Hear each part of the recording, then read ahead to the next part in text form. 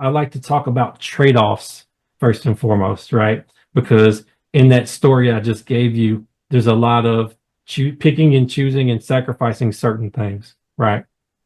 So my question to you would be, in life, it seems like we're always having to choose, right? There's when one area of life is going well, something else is not. We're crushing it at work, but at home we feel like we're neglecting our kids or our spouse.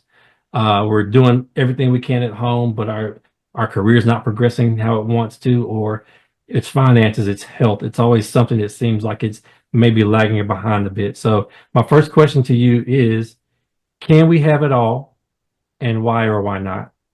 Oh, you're just leading with the really big questions. It's like the meaning of life, right?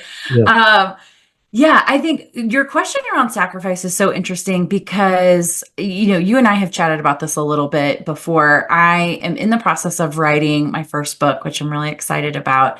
And one of the chapters is literally on this topic because as I was planning out the chapters for the book, I went to some of my ideal readers and interviewed them and just said, hey, what are the things you struggle with? What would you love to see in this type of book? All of those types of things. And somebody that I interviewed asked the question of how much sacrifice is too much. And I was like, ooh, that's a really good question. So I really sat with that for a while to figure out, because there are times in your life, like you said, where your career might take center stage, or there might be times in your life where your family takes the center stage, or yourself takes the center stage. And I think that's very natural. There are ebbs and flows to everything. So when you say like, can you have it all? You always hear that saying, you can have it all, but you can't have it all at the same time.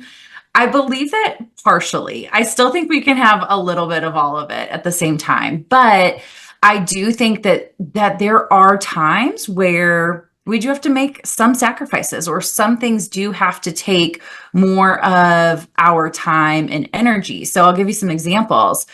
If you are starting your own business and that's going to be a really big passion project and you want to get that off the ground, you might have to, say no to a couple more things that you used to say yes to because, you only have those certain pockets of time that you want to dedicate to creating your dreams.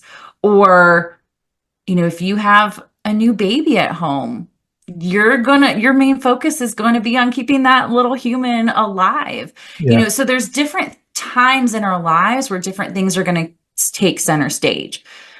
But the way that I answer that question around like how much sacrifice is too much, right? Because then we say like, okay, well, what if then I lose myself because I'm just focused on the kids? Or what if I shut out everybody else to, for the sake of my dreams? Those aren't things that we want to do either.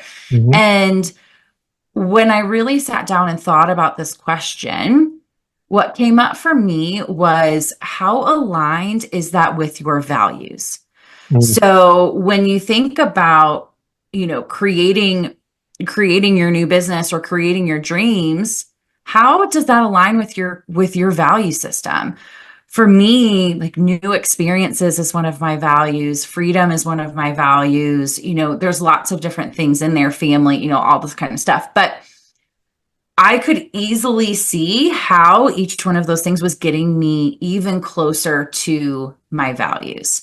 And in the times in my life and the times in my career where I have felt very misaligned, or I felt like I've sacrificed too much, was when it started to feel out of alignment with my values. And so Okay. that would be the first thing that I would say, is to really do some values work. And we can talk about that even if you want to, of, how to identify what those are, because I think I might take a slightly different approach than some others to values, because we go really deep into what those are, and they can change over time. So, there was a time in my career where I was working third shift and I was working a lot of hours. Like we had peak times and we had slow times.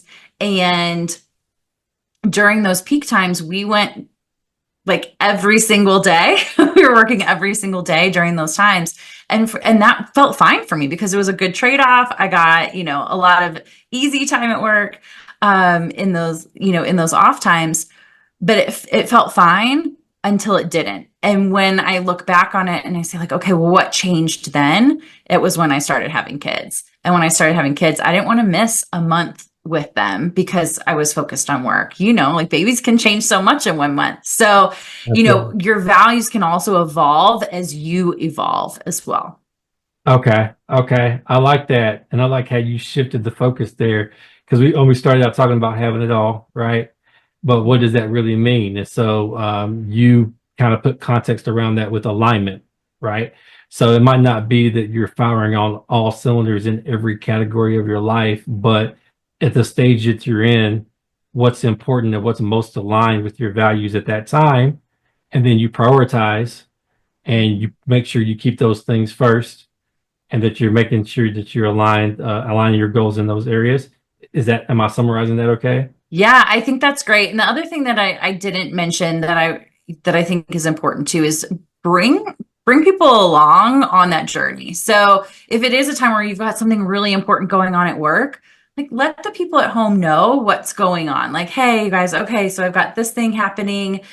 So this month I am going to be working a little bit more than I normally do. Here's why, or vice versa.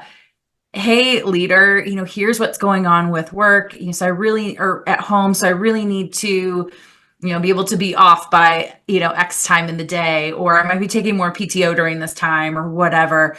I think the more open and vulnerable, at least from my experience, the more open and vulnerable I am, the more people understand where you're coming from and can appreciate. I think when a lot of times conflict comes in is when people feel like they're being shut out from that and they don't know what's going on and what's been kind of the change in your energy and shift. Gotcha. Okay. So what if you do that? Like what if you share with the people in your life what's going on and if you're going to have to dedicate a lot of time in a particular area, whether you're building a business or whatever it is, and you let them know up front, hey, I'm going to be spending more time over here, right? What if that leads to some disapproval or lack of support? Maybe that's what's preventing someone from doing that. What would you have to say about that? Yeah, great question. It's hard to say just kind of like peanut butter spread approach to this because I think it would be very nuanced, but I would really reflect back on yourself and say, like, do they understand the importance of this to me? Do they understand the why? Because even women that I've worked with who are starting their own businesses and, they're like, my partner doesn't get it. My spouse doesn't get it. I want to invest in this or I want to do this, this, and this. And one of the biggest things that's usually a point of contention is the spouse feels not involved in their dream. Like they don't feel like they understand fully what it is that they're doing or what they want to invest in or the results that they want to get from that. So I would just really look back in the mirror and say, okay, did I really articulate this from my heart? Do they really understand the importance of this for me? Because sometimes you might have a vision and you can see it so clearly, but the person that you're talking to is not in your head. They cannot see what you can see. And so I think it's really making sure that you have done your best to bring them along on that journey. And if they are still not on board, then that might be a tougher conversation of, again, do they have the same type of values that you do? Does that job have the same type of values that you do? I think then you might have to have a little tougher look if you really feel like you've done all that you can and they're still not on board. Okay. Okay.